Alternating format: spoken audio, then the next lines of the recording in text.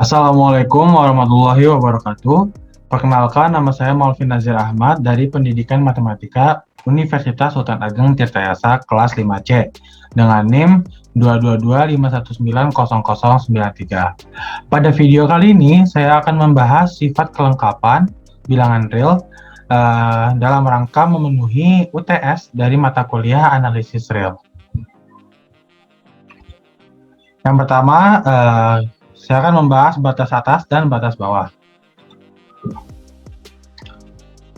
Berdasarkan definisinya, misalkan S subset bilangan real. Suatu bilangan U anggota R disebut batas atas S jika U lebih dari atau sama dengan X untuk setiap X anggota S. Kemudian suatu bilangan L anggota real atau anggota R disebut batas bawah S jika L kurang dari atau sama dengan X untuk setiap X anggota S. Nah, perlu dicermati bahwasannya misalkan suatu bilangan A bukanlah batas atas S, maka pastinya kita bisa mencari bilangan lain anggota S yang lebih besar dari A tadi gitu. Sama halnya misalkan suatu bilangan B bukanlah batas bawah S, maka kita pastinya bisa mencari bilangan lain anggota S yang lebih kecil atau kurang dari bilangan B tadi, seperti itu. Ilustrasinya seperti gambar ini. Di sebelah kanan yang ada artinya ini adalah batas atas dari S. Jadi misalkan U adalah batas atas, maka semua bilangan yang lebih besar dari U adalah batas atas. Kemudian di sebelah kiri yang diartikan adalah batas bawah dari S. Jadi misalkan bilangan L adalah batas bawah, maka semua bilangan yang lebih kecil atau kurang dari L adalah batas bawah. Nah, himpunan yang memiliki batas atas disebut himpunan terbatas di atas, sedangkan himpunan yang memiliki batas bawah disebut himpunan terbatas di bawah. Nah, namun suatu himpunan misalkan memiliki keduanya, memiliki batas atas dan batas bawah, maka himpunan tersebut dikatakan himpunan terbatas atau bounded set. Maka secara umum, S subset dari R dikatakan terbatas jika terdapat bilangan real M sedemikian sehingga X kurang dari atau sama dengan M untuk semua X anggota S.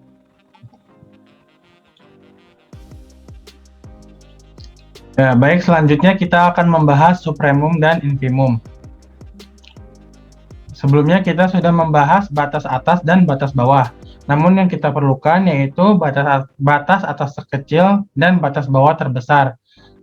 Batas atas terkecil diistilahkan dengan supremum dan batas bawah terbesar itu diistilahkan dengan infimum. Secara definisi, misalkan S subset dari R dan S-nya tak kosong. Jika S terbatas di atas, maka suatu batas atas U anggota R disebut supremum atau batas atas terkecil yang ditulis seperti ini, U sama dengan sub S besar. Jika memenuhi dua kondisi berikut. Yang pertama, untuk setiap X anggota S besar berlaku U lebih dari atau sama dengan X. Dan yang kedua, jika V kurang dari U, artinya ini bukan batas bawah, maka cara membuktikannya, maka terdapat S kecil anggota S besar sedemikian sehingga S kecil lebih dari V. Kemudian jika S terbatas di bawah, maka L anggota R disebut infimum atau batas bawah terbesar. Ditulis L sama dengan infimum INF S besar jika memenuhi dua kondisi berikut. Yang pertama, untuk setiap X anggota S berlaku L kurang dari atau sama dengan X. Dan yang kedua, jika W lebih dari L, artinya ini bukan batas bawah, maka cara membuktikannya, maka terdapat X aksen kecil, S kecil aksen, anggota S besar, sedemikian sehingga S aksen kecil kurang dari W.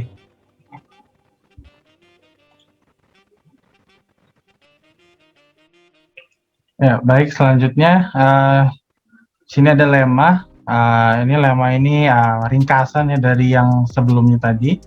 Di sini misalkan S subset tak kosong dari R dan U anggota R adalah batas atas S. Maka U sama dengan supremum S jika dan hanya jika untuk setiap epsilon positif terdapat S epsilon anggota S sedemikian sehingga U dikurangi epsilon kurang dari S epsilon. Maksudnya adalah jika U adalah supremum S gitu ya, dan U-nya itu dikurangi sedikit saja, dalam hal ini kurangi epsilon, maka dia ini bukan batas bawah gitu, kurang dari S epsilon. Nah, sehingga terdapat anggota bilangan S. Di sini S epsilonnya ini bergantung pemilihan anggota S, yang mana ini S epsilon ini bergantung terhadap epsilon yang diberikan. Ya, selanjutnya kita akan membuktikan lemma yang tadi. Kita buktikan dari arah kanan, misalkan U adalah supremum S dan ambil epsilon positif secara sembarang. Nah, tunjukkan bahwasannya terdapat S epsilon anggota S yang berlaku seperti ini. Nah, jelas U dikurangi epsilon kurang dari U. Karena U adalah batas atas, maka kalau U dikurangi epsilon kurang dari U artinya ini bukan batas atas gitu. Untuk setiap epsilon positif. Maka berdasarkan definisi supremum terdapat S epsilon anggota S sedemikian sehingga U dikurangi epsilon kurang dari S epsilon. Selanjutnya kita akan membuktikan dari arah kiri.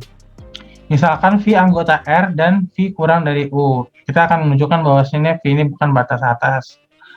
Nah, kita ambil epsilonnya itu epsilon sama dengan U dikurangi V.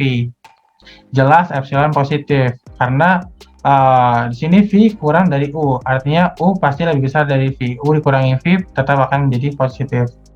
Dan berdasarkan hipotesis terdapat S epsilon anggota S sedemikian sehingga U dikurangi epsilon kurang dari S epsilon.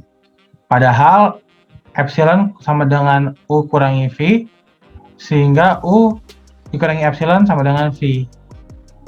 Jadi terdapat S epsilon anggota S sedemikian sehingga V kurang dari S epsilon. Hal ini menunjukkan bahwa V bukanlah batas atas dari S, artinya U adalah batas atas terkecil, atau U adalah supremum S. Terbukti.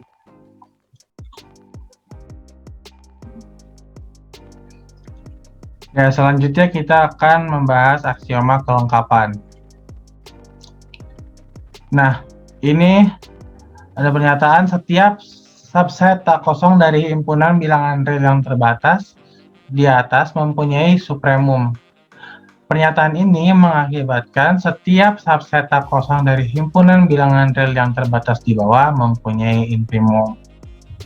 Nah, pernyataan yang atas ini kita terima sebagai pernyataan yang bernilai benar dan tidak perlu adanya pembuktian. Nah, itulah mengapa diberi nama dengan aksioma seperti itu.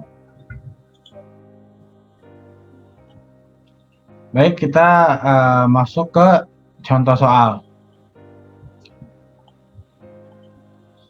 Kita lihat di sini, misalkan S adalah himpunan semua bilangan real yang lebih dari atau sama dengan 0. Tunjukkan bahwa S mempunyai batas bawah, tetapi tidak mempunyai batas atas. Tunjukkan pula infimum S sama dengan 0. Kalau kita lihat dari himpunannya, X lebih dari atau sama dengan 0, kalau kita gambarkan seperti ini, ke arah kanan karena positif. Nah, kalau dari sini kita bisa lihat bahwasannya jelas 0 adalah batas bawah karena 0 kurang dari atau sama dengan X untuk setiap X anggota S. Artinya terbukti bahwasannya S mempunyai batas bawah. Lalu bagaimana cara membuktikan bahwasannya S tidak mempunyai batas atas. Katakanlah kita punya batas atas, yaitu U. Kemudian kita tambahkan U tambah 1. Pastikan U ini, kalau berdasarkan definisi batas atas, ini kan U lebih dari atau sama dengan X. Nah, X ini kan untuk setiap X anggota S. Nah, X sendiri itu juga lebih dari atau sama dengan 0. Gitu. Kemudian kita tadi menambahkan U tambah 1. U tambah 1 ini kan artinya pastinya lebih dari atau sama dengan 0. Akibatnya U tambah 1 juga anggota S. Nah, dari sini sudah terlihat letak kontradiksinya. Kalau kita tuliskan dengan kata-katanya seperti ini. Andaikan U adalah batas atas seperti tadi, maka U berdasarkan definisi batas atas, U lebih dari atau sama dengan X untuk setiap X anggota S. Nah, X-nya juga lebih dari atau sama dengan 0. Perhatikan bahwa U tambah 1, kalau menurut sifat urutan ditambah 1 seperti ini, U tambah 1 lebih dari atau sama dengan 1, 1 lebih dari atau sama dengan 0. Karena U tambah 1 ini positif, akibatnya U tambah 1 anggota S. Hal ini kontradiksi dengan U sebagai batas atas S. Mengapa demikian? Karena kalau memang U adalah batas atas S, harusnya tidak ada lagi anggota S yang memiliki nilai lebih besar daripada U. Artinya terbukti bahwasannya S tidak mempunyai batas atas. Lalu tunjukkan pula infimum S sama dengan 0. Nah, untuk menunjukkan infimum S sama dengan 0, kita bisa misalkan terlebih dahulu infimum S sama dengan A untuk mempermudah penulisan. Nah, tadi kita sudah ketahui bahwasanya 0 adalah batas bawah. Artinya, bilangan yang kurang dari 0 bukan merupakan batas bawah terkecil. Jadi kemungkinannya antara A lebih dari 0 atau sama dengan 0 gitu. Nah, kita tuliskan di sini andaikan A lebih dari 0. Maka kalau misalkan yang seperti yang ada di soal sifat urutan, maka A lebih dari setengah A, yang mana setengah A itu lebih dari 0. Karena setengah A ini positif, akibatnya setengah A anggota S. Hal ini bertentangan atau kontradiksi dengan A sebagai infimum S. Mengapa bisa demikian? Kita tuliskan lagi himpunannya. Arah sana. Katakanlah di sini infimum S, infimum S itu A di sini. Artinya posisi setengah A itu kan ada di sini. Nah, ini yang membuat bertentangan atau kontradiksi, karena jikalau memang A adalah infimum S, harusnya tidak ada lagi anggota S yang memiliki nilai lebih kecil dari A gitu. Mengapa bisa terjadi demikian? Karena pengandaiannya salah. Oleh karena itu, pengandaiannya salah. Harusnya A sama dengan 0. Jadi ini untuk mencari infimum S sama dengan 0 itu kita menggunakan pembuktian kontradiksi gitu. Terbukti.